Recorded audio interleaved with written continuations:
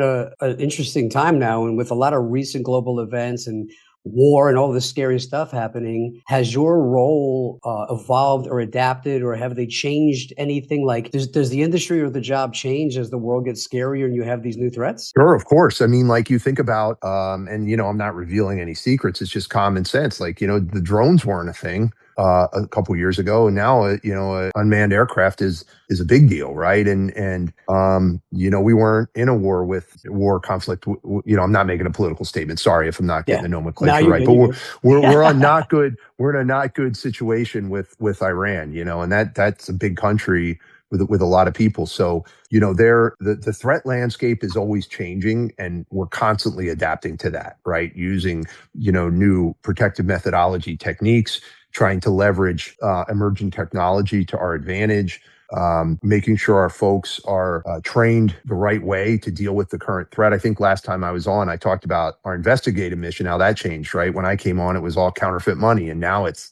all electronic crime, right? All Yeah. electronic financial theft and scams and data breaches and things like that. So of course, the protective landscape has changed dramatically too, right? And you've just like jujitsu, right? You're constantly evolving your game. You don't just get to a certain level and like, hey, I'm good. I'm not going to learn anything new, or I'm not going to try anything new.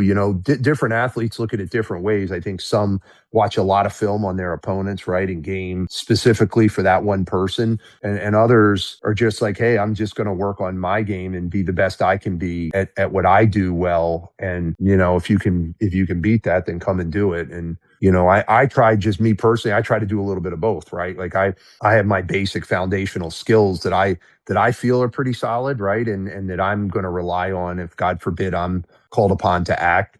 But I'm constantly educating myself on new techniques, emerging threats, new technology that could make me better at my job. So I think a blend of both of those things.